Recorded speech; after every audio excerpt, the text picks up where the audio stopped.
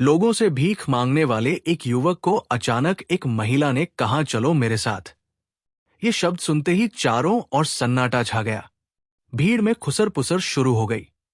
लोग ठिठक कर देखने लगे, जैसे हवा का बहाव तक थम गया हो। सबको लगा अब वही होगा जो अक्सर होता है, मजबूरी का सौदा, गरीबी का खेल। लेकिन जो आगे हुआ उसने इंसानियत को झकझोर दिया। इस घटना ने न सिर्फ वहां मौजूद लोगों को बल्कि हर सुनने वाले को गहरी सोच में डाल दिया। ये कहानी आज की दुनिया की असल सच्चाई को उजागर करती है और हमारे समाज के लिए एक आईना बन जाती है। कहानी की पूरी सच्चाई जानने के लिए वीडियो को आखिर तक देखें और वीडियो को लाइक करें और कमेंट में अपना और अपने शहर का नाम जरूर लिखें। पटना जंक्शन की भीड़ हमेशा गहमा गहमी से भरी रहती थी। प्लेटफॉर्म के बाहर रिक्शों की आवाजें, चाय वालों की पुकार और यात्रियों का शोर, सब कुछ जैसे कानों में घुला रहता।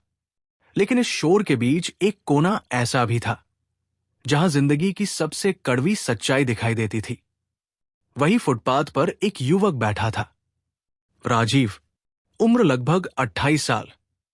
चेहरा धूप और धूल से काला पड़ गया था। आंखों के नीचे गहरे काले घेरे, होंठ सूखे और कपड़े मैले कुचैले। सामने रखा एक टूटा सा कटोरा उसकी मजबूरी का आईना था, जिसमें कुछ सिक्के खनक रहे थे। राहगीर आते जाते उसे देखते, कोई सिक्का फेंक देता, कोई ताना मार कर निकल जाता और ज्यादातर लोग तो ऐसे गुजरते जैसे वो वहां मौजूद ही न हो। राजीव की आंखों में भूख और लाचारी साफ झलकती थी। वो हर गुजरते इंसान से उम्मीद करता, लेकिन हर बार उम्मीद बुझ जाती। उसी भीड़ में एक चमचमाती कार आकर रुकी। दरवाजा खुला और एक औरत उतरी, निकिता। उम्र करीब 27-28 साल। साधारण सलवार कुर्ता, चेहरे पर गहरी गंभीरता और आंखों में एक अलग ही चमक। उसकी चाल में आत्मविश्वास था और नजर में अपनापन। भीड़ ठिठक गई। सबको लगा अब वही होगा जो अक्सर होता है, पैसा और मजबूरी का सौदा। निकिता सीधे राजीव की ओर बढ़ी। वो उसके सामने खड़ी हुई और धीमे स्वर में बोली, तुम्हें पैसों की जरूरत है ना? राजीव ने शर्म से सिर झुका लिया। निकिता ने कुछ पल उसकी आंखों में देखा, फिर गहरी सांस लेकर कहा, देखो, भीख से पेट तो भर सकता है, लेकिन जिंदगी नहीं बदल सकती। अगर सच में जीना है तो मेरे साथ चलो। मैं तुम्हें ऐसा काम दूंगी जिसमें इज्जत भी होगी और रोटी भी। ये सुनते ही जैसे चारों ओर खामोशी छा गई। भीड़ में खुसर पुसर शुरू हो गई। किसी ने तिरस्कार भरी नजर डाली, किसी ने हिकारत से सिर झटका। लेकिन निकिता की आवाज में ऐसा यकीन था कि राजीव के कदम ठिठक गए। उसके दिल में डर भी था और उम्मीद भी। मन कह रहा था शायद ये भी बाकी सब जैसे हो। लेकिन दिल के किसी कोने से आवाज आई, नहीं, ये अलग है। निकिता ने बिना और कुछ कहे कार का दरवाजा खोला और इशारा किया। राजीव कांपते कदमों से उठा। उसने भीड़ की ओर देखा। किसी की आंखों में दया थी, किसी की आंखों में शक। लेकिन उसे लग रहा था कि ये पल उसकी किस्मत का फैसला करने वाला है। वो कार में बैठ गया। भीड़ वही खड़ी रह गई। हर कोई सोच में डूबा था। आखिर ये सफर कहां ले जाएगा? गाड़ी धीरे धीरे पटना जंक्शन से दूर निकलने लगी। बाहर ट्रैफिक का शोर था, लेकिन कार के भीतर गहरी खामोशी। राजीव खिड़की से बाहर देख रहा था और उसका दिल जोर जोर से धड़क रहा था। उसे समझ नहीं आ रहा था कि उसने सही कदम उठाया है या बड़ी गलती कर दी है। निकिता स्टीयरिंग थामे चुपचाप गाड़ी चला रही थी। चेहरे पर न कोई मुस्कान थी, न कोई घमंड, बस एक अजीब सी गंभीरता।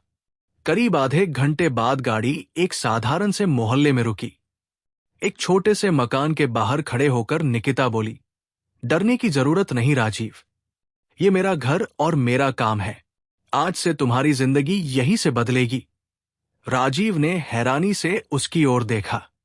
डर अब भी था, लेकिन साथ ही उसके भीतर उम्मीद की एक छोटी सी लौ जल उठी थी। साधारण से मकान का दरवाजा खोलते ही राजीव की आंखें चौंधिया गई। अंदर बिल्कुल अलग ही नजारा था। एक तरफ बड़े बड़े स्टील के टिफिन करीने से सजे हुए थे, दूसरी ओर गैस स्टोव पर सब्जियों की खुशबू फैल रही थी। दीवार से टिके बैग और डिलीवरी के लिए तैयार टिफिन बॉक्स जैसे किसी मिशन की तैयारी में हो। राजीव ने हैरानी से चारों ओर देखा।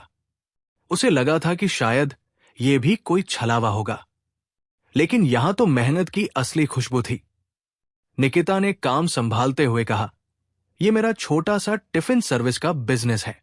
सुबह मैं खाना बनाती हूं और फिर डिलीवरी बॉय इन्हें दफ्तरों और हॉस्टलों तक पहुंचाने हैं। ये काम छोटा है, लेकिन इसमें मेहनत भी है और इज्जत भी, और यही इज्जत मैं तुम्हें देना चाहती हूं।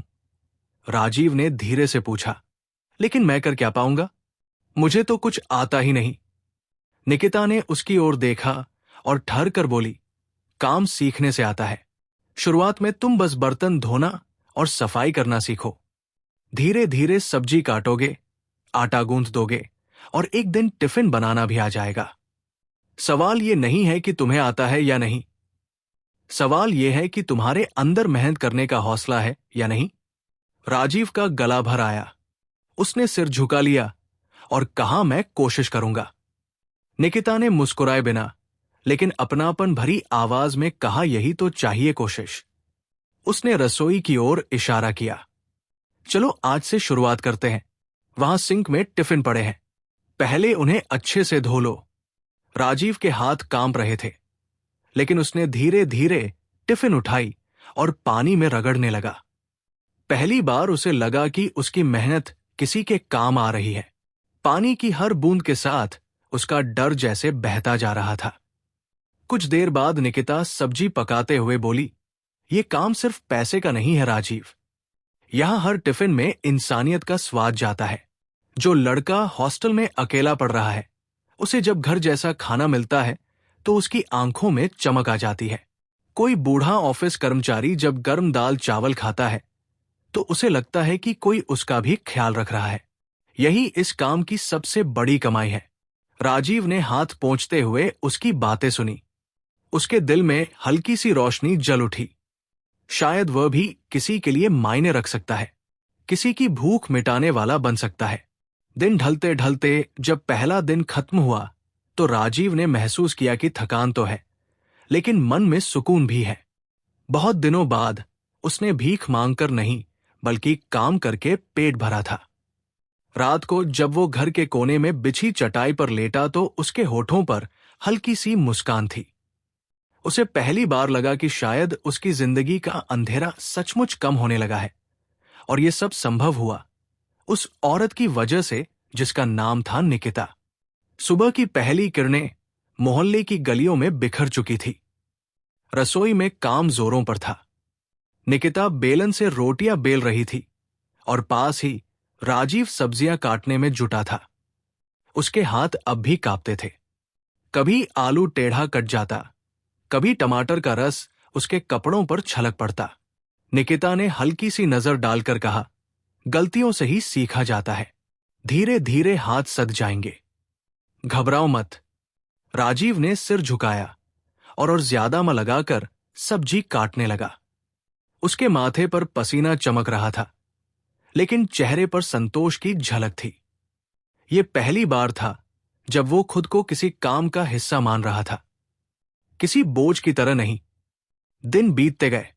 अब राजीव बर्तन धोने के अलावा आटा गूंथने और रोटियां बेलने की भी कोशिश करता।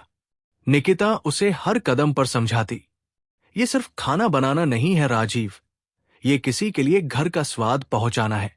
हर टिफिन में हमारी मेहनत के साथ साथ अपनापन भी जाना चाहिए।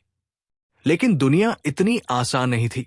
मोहल्ले में कई लोग अब भी उसे ताने कसते, अरे यही तो वही भिखारी है जो जंक्शन पर बैठा रहता था। देखो अब औरत के नीचे काम कर रहा है, क्या गजब है, 2 वक्त की रोटी से ज्यादा इसे कभी मिल ही नहीं सकती। ये बातें राजीव के दिल को चीर देती।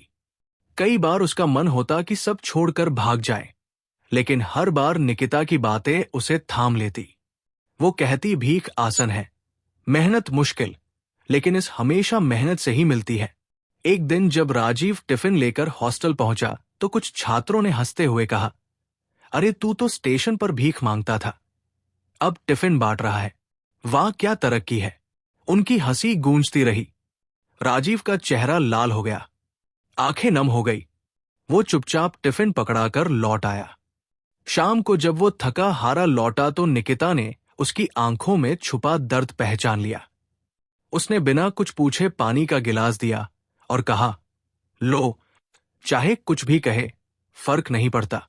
जब तुम गिरते हो तब भी लोग बोलते हैं, और जब उठते हो तब भी। फर्क बस इतना है कि आज तुम गिरकर भीख नहीं मांग रहे, बल्कि उठकर मेहनत कर रहे हो।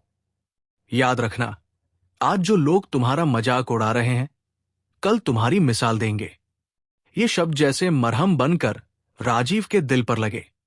उस रात उसने तय किया कि अब चाहे कितने भी ताने मिले, वो हार नहीं मानेगा। धीरे धीरे उसकी चाल में आत्मविश्वास आने लगा। सब्जियां अब सलीके से काटने लगी, आटा अच्छी तरह गूंथने लगा।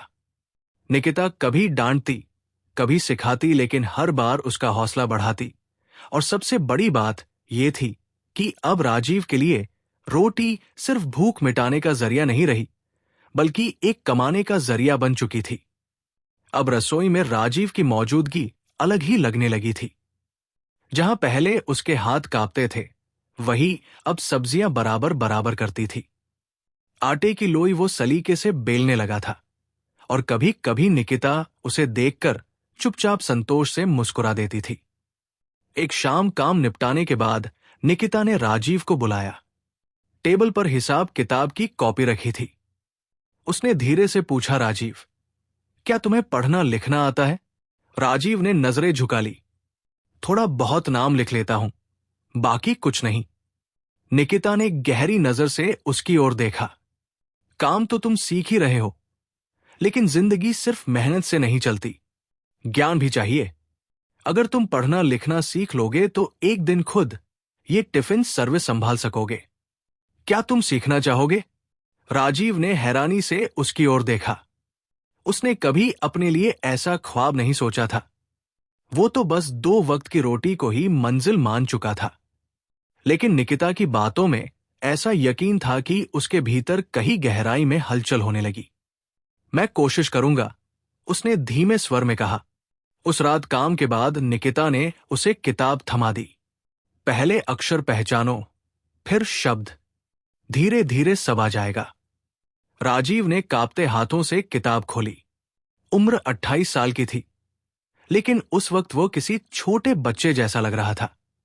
जब भी वो गलती करता, हताश होकर कहता, मुझसे नहीं होगा, मैं तो कभी कुछ नहीं सीख पाऊंगा। निकिता धैर्य से कहती, अगर तुम हार मान लोगे तो वही लोग सही साबित होंगे जो कहते हैं कि भिखारी कभी आगे नहीं बढ़ सकता। लेकिन अगर तुम लगे रहे तो वही लोग एक दिन तुम्हें मिसाल मानेंगे। ये शब्द जैसे उसकी आत्मा में उतर गए। अब वो दिन में टिफिन सर्विस का काम करता और रात को देर तक बैठकर पढ़ाई करता। अक्षरों की लकीरें उसकी आंखों में नई उम्मीद की तरह जगमगाने लगी। धीरे धीरे उसका बदलाव सबको दिखने लगा। मोहल्ले में लोग अब कहते, देखो अब तो ठीक ठाक आदमी जैसा लगने लगा है। मेहनत सच में रंग ला रही है। एक दिन जब वो टिफिन बांटने गया तो एक कॉलेज छात्रा ने कहा, भैया, आज का खाना बहुत स्वादिष्ट था, बिल्कुल घर जैसा। राजीव के चेहरे पर हल्की सी चमक आ गई। ये शायद पहली बार था जब किसी ने उसके हाथों के काम की तारीफ की थी। उस रात जब वो चटाई पर लेटा तो किताब उसकी बगल में रखी थी। उसके होठों पर हल्की मुस्कान थी। अब उसे लगता था कि उसकी जिंदगी का अंधेरा सचमुच हट रहा है, और इस रोशनी की वजह सिर्फ एक इंसान थी, निकिता। 6 महीने बीत चुके थे। अब राजीव पहले जैसे बिल्कुल नहीं दिखता था। चेहरा साफ, बाल करीने से कटे हुए, कपड़े सादे लेकिन धुले हुए। उसके हाव भाव में आत्मविश्वास झलकने लगा था। टिफिन सर्विस में उसकी भूमिका अब सिर्फ मददगार की नहीं रही। वो सब्जियां काटने से लेकर आटा गूंथने, यहां तक कि डिलीवरी बांटने तक की जिम्मेदारी उठाने लगा था। लेकिन समाज इतनी जल्दी बदलता नहीं। मोहल्ले में कुछ लोग अब भी उसकी पिछली जिंदगी को ताना बनाने से बाज नहीं आते थे। भिखारी था, भिखारी ही रहेगा। आज काम कर रहा है तो क्या हुआ, कल फिर सड़क पर दिखेगा। ये शब्द उसके दिल को चीर जाते। कई बार वो सोचता कि छोड़कर चला जाए, लेकिन हर बार निकिता के शब्द उसके कानों में गूंजते। राजीव, जीत वही है जब लोग तुम्हारे मजाक को ताली में बदल दे। एक सुबह स्थानीय अखबार का रिपोर्टर टिफिन सर्विस देखने आया। उसने सब कुछ नोट किया और तस्वीरें खींची। अगले ही दिन अखबार में बड़ी हेडलाइन छपी, पटना जंक्शन का पूर्व भिखारी अब बांट रहा है ईस्ट के टिफिन। फोटो में निकिता और राजीव दोनों खड़े थे। निकिता के चेहरे पर गंभीरता थी और राजीव की आंखों में एक अलग ही चमक। ये खबर पूरे मोहल्ले और शहर में फैल गई। कुछ लोग हैरान रह गए, कुछ ने खुशी जताई, लेकिन कईयों ने फिर से शक और ताने शुरू कर दिए। ये सब दिखावा है, औरत के सहारे पल रहा है, वरना इसकी क्या औकात है। राजीव ये बातें सुनकर भीतर तक टूट गया। शाम को वो चुपचाप एक कोने में बैठा रहा। उसकी आंखों में आंसू थे। निकिता ने पास आकर पूछा, क्या हुआ, आज इतने चुप क्यों हो? राजीव ने फट कर कहा, लोग कहते हैं कि मैं आपके सहारे जी रहा हूं, कि मेरी अपनी कोई औकात नहीं। शायद वो सही है। अगर आप ना होती तो मैं आज भी जंक्शन पर भीख मांग रहा होता। निकिता ने उसकी और सीधे देखते हुए दृढ़ स्वर में कहा, हाँ, मैंने तुम्हें वहां से उठाया, लेकिन ये मेहनत तुम्हारी है। रास्ता मैंने दिखाया, चलना तुम्हें पड़ा। अगर तुम्हारे अंदर हिम्मत ना होती तो मेरी मदद भी बेकार हो जाती। उसने रुक कर फिर कहा, लोग क्या कहते हैं उस पर मत जाओ। लोग तो भगवान राम को भी जंगल भेज सकते हैं। सवाल यह है कि क्या तुम खुद को हार मानते हो? राजीव की आंखों से आंसू बह निकले। उसने कांपते स्वर में कहा, नहीं, मैं हार नहीं मानूंगा। निकिता ने उसके कंधे पर हाथ रखा और कहा, यही जज्बा चाहिए कल से, और मेहनत करेंगे, और एक दिन वही लोग तुम्हारे लिए तालियां बजाएंगे। उस रात राजीव देर तक सो नहीं पाया, लेकिन उसके दिल में ठान चुका था, अब वो किसी भी ताने से नहीं टूटेगा। अब उसकी मेहनत ही उसका परिचय बनेगी। समाज के तानों ने राजीव के भीतर एक अजीब सी आग जला दी थी। अब वो सिर्फ काम करने के लिए काम नहीं कर रहा था, बल्कि ये साबित करने के लिए कर रहा था कि इंसानियत और मेहनत किसी भी अतीत को मात दे सकती है। सुबह से रात तक वो टिफिन सर्विस में जी जान लगा देता। टिफिन चमका कर धोना, सब्जी काटना, आटा गूंथना, डिलीवरी करना, हर काम में उसका उत्साह पहले से दुगुना था।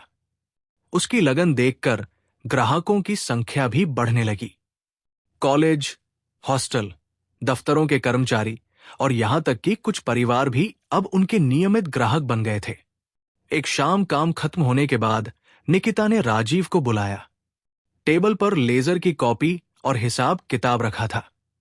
उसने कहा, राजीव, अब हमें सोचना होगा कि आगे कैसे बढ़ाना है। देखो, मांग बढ़ रही है, लेकिन हमारी रसोई और हाथ सीमित है। अगर तुम तैयार हो तो हम इसे और बड़ा बना सकते हैं। राजीव ने उत्सुकता से पूछा।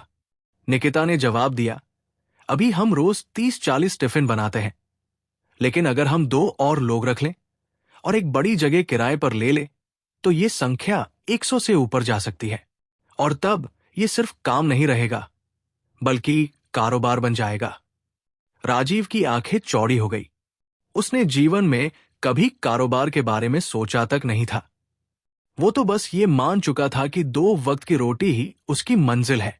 लेकिन निकिता की बातों ने उसके दिल में एक नई उम्मीद बो दी। लेकिन पैसे कहां से आएंगे? उसने संकोच से पूछा।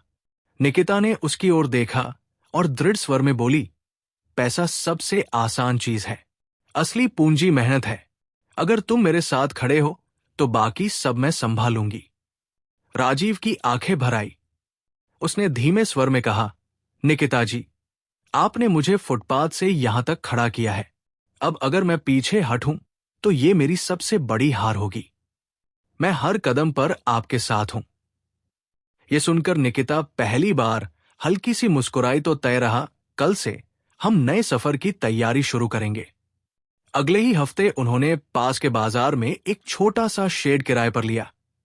वहां 2 नए चूल्हे लगाए गए, बड़े बर्तन खरीदे गए और मोहल्ले की 2 महिलाओं को हेल्पर के रूप में रख लिया गया। पहली बार जब वहां से टिफिन तैयार होकर निकले तो राजीव की आंखें नम हो गई। उसे याद आया कि कुछ महीने पहले वो खुद पटना जंक्शन पर भूखा बैठा था और आज उसके हाथों से 100 लोगों का पेट भर रहा था। रात को हिसाब किताब देखकर निकिता ने कॉपी उसकी और बधाई और कहा, देखो राजीव, ये हमारी नई शुरुआत है। अब ये सिर्फ टिफिन नहीं, इंसानियत का कारोबार है। राजीव ने कांपते हाथों से हिसाब देखा। रकम बड़ी थी, लेकिन उससे भी ज्यादा बड़ी थी उसकी नई पहचान। अब टिफिन सर्विस का नया शेड पूरे मोहल्ले में चर्चा का विषय बन गया था। सुबह से शाम तक वहां काम की रौनक रहती। 2 चूल्हों पर भाप उड़ती, दाल पकती, बड़ी कड़ाही में सब्जियां छांटती और दर्जनों टिफिन करीने से पैक होकर तैयार होते। राजीव अब पूरी तरह बदल चुका था। वो सिर्फ बर्तन धोने वाला नहीं रहा, अब वो काम बांटता, नए हेल्पर्स को सीखता और ग्राहकों से बात भी करता। निकिता देखती तो मन ही मन गर्व महसूस करती। उसे लगता जैसे उसकी मेहनत ने किसी इंसान को नया जन्म दिया हो। धीरे धीरे उनके टिफिन की गिनती 0 से बढ़कर 150 हो गई। कॉलेजों से लेकर दफ्तरों तक हर जगह लोग कहते, निकिता जी और राजीव के टिफिन सबसे अलग है। इसमें घर जैसा स्वाद और अपनापन है। समाज का नजरिया भी बदलने लगा। जो लोग पहले ताने कसते थे, वही अब आकर कहते, भाई हमारे बेटे के लिए भी टिफिन लगवा दीजिए। बहन जी आपकी लगन और ईमानदारी की मिसाल है। एक दिन मोहल्ले में हलचल मच गई। एक मशहूर अखबार ने उनके बारे में विस्तृत लेख छापा। फुटपाथ से टिफिन साम्राज्य तक निकिता और राजीव की मिसाल। तस्वीर में दोनों साथ खड़े थे। निकिता के चेहरे पर गंभीरता थी और राजीव की आंखों में आत्मविश्वास। ये खबर पूरे पटना में फैल गई। लोग उन्हें तिरस्कार की नजर से नहीं, बल्कि सम्मान की नजर से देखने लगे। कई बार तो लोग रेस्टोरेंट छोड़कर उनका टिफिन मंगाते, सिर्फ इसलिए कि उसमें इंसानियत का स्वाद था। उस शाम जब काम खत्म हुआ, राजीव चुपचाप निकिता के पास बैठ गया और बोला, निकिता जी, अगर आप उस दिन मुझे जंक्शन से न उठाती तो मैं आज भी वही भीख मांग रहा होता। निकिता ने उसकी ओर देखा और दृढ़ स्वर में कहा, राजीव, मैंने सिर्फ हाथ बढ़ाया था। असली सफर तो तुमने तय किया है। अगर तुम्हारे अंदर हिम्मत ना होती तो मेरी मदद भी बेकार जाती। राजीव की आंखें नम हो गई। उसने कांपते स्वर में कहा, अब यह कारोबार सिर्फ आपका नहीं, मेरा भी है और मैं वादा करता हूं इसे इतना बड़ा बनाऊंगा कि कोई भूखा ना सोए। निकिता पहली बार खुलकर मुस्कुराई। उस मुस्कान में अपनापन भी था और विश्वास भी। कुछ ही महीनों बाद उन्होंने अपने टिफिन सर्विस को आधिकारिक नाम दिया, अपना घर टिफिन सर्विस। अब यह सिर्फ कारोबार नहीं था, बल्कि एक पहचान थी, समाज के लिए मिसाल थी। शहर के टाउन हॉल में उस दिन खास कार्यक्रम था। मंच पर शहर के नामी लोग बैठे थे और सामने सैकड़ों लोग कुर्सियों पर। यह कार्यक्रम उन लोगों को सम्मानित करने के लिए रखा गया था जिन्होंने समाज में नई मिसाल कायम की थी। घोष की आवाज गूंजी, आज हम जिन 2 लोगों को सम्मानित करने जा रहे हैं, उनकी कहानी हर उस इंसान के लिए प्रेरणा है जिसने हालात के आगे हार मान ली हो। कृपया स्वागत कीजिए। निकिता और राजीव तालियों की गड़गड़ाहट से गूंज उठा। राजीव का दिल तेजी से धड़क रहा था।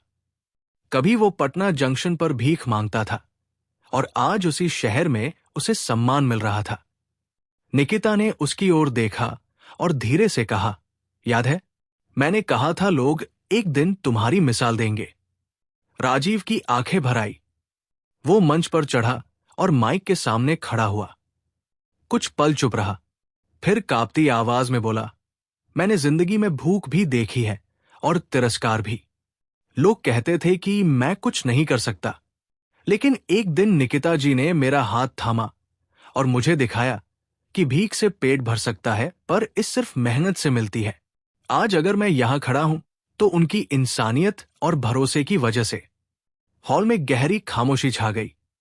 कई आंखें नम हो गई। राजीव ने आगे कहा, अब हमारा सपना सिर्फ कारोबार चलाना नहीं है। हमारा सपना है कि इस शहर में कोई भी भूखा न सोए। अपना घर टिफिन सर्विस अब सिर्फ खाना नहीं पहुंचाती, बल्कि उम्मीद भी पहुंचाती है। तालियों की गड़गड़ाहट से गूंज उठा। निकिता भी मंच पर आई और बोली, अगर किसी इंसान को मौका दिया जाए तो वो चमत्कार कर सकता है। हमें सिर्फ हाथ पकड़कर खड़ा करना होता है, बाकी रास्ता वो खुद तय कर लेता है। उसके शब्द दिलों को छू गए। कार्यक्रम के अंत में उन्हें शॉल ओढ़ाकर और स्मृति चिन्ह देकर सम्मानित किया गया। मंच से उतरते समय राजीव ने निकिता से फुसफुसाकर कहा, निकिता जी, आज मुझे लग रहा है कि मैं सचमुच जी रहा हूं। अब मेरा नाम सिर्फ भिखारी नहीं, बल्कि मेहनत करने वाला इंसान है। निकिता ने हल्की मुस्कान के साथ उसकी ओर देखा और बोली, हाँ राजीव, अब तुम्हारी पहचान मेहनत और इंसानियत है। यही सबसे बड़ी जीत है। उस शाम जब दोनों कार्यक्रम से लौटे तो वे सीधे एक अनाथालय गए। वहां बच्चों को गर्म टिफिन बांटते हुए राजीव के चेहरे पर चमक थी। वो बच्चों को खाना परोसते हुए बोला, देखो, ये सिर्फ खाना नहीं है, ये उस भरोसे का स्वाद है जो इंसानियत से बनता है। बच्चों की मुस्कान और उनकी आंखों की चमक जैसे इस कहानी का सबसे सुंदर समापन बन गई। आज पटना की गलियों में जब कोई राजीव और निकिता का नाम लेता तो लोग कहते, देखो, यही वो लोग हैं जिन्होंने भूख को रोजगार में बदला और इंसानियत को पहचान बनाया। अगर इस कहानी ने आपके दिल को छू लिया हो तो हमारे चैनल जिंदगी की कहानियां को लाइक करें, सब्सक्राइब करें और इस वीडियो को अपने दोस्तों और परिवार के साथ जरूर शेयर करें। और हाँ, कमेंट में अपना और अपने शहर का नाम जरूर लिखें ताकि हम जान सके कि हमारी कहानियां देश के किस किस कोने तक पहुंच रही है। आपके हर शब्द हमारी अगली कहानी को और भी बेहतर बनाते हैं। फिर मिलेंगे एक नई, दिल को छू लेने वाली कहानी के साथ। तब तक खुश रहिए, स्वस्थ रहिए और अपने माँ बाप को समय दीजिए। जय हिंद, जय भारत।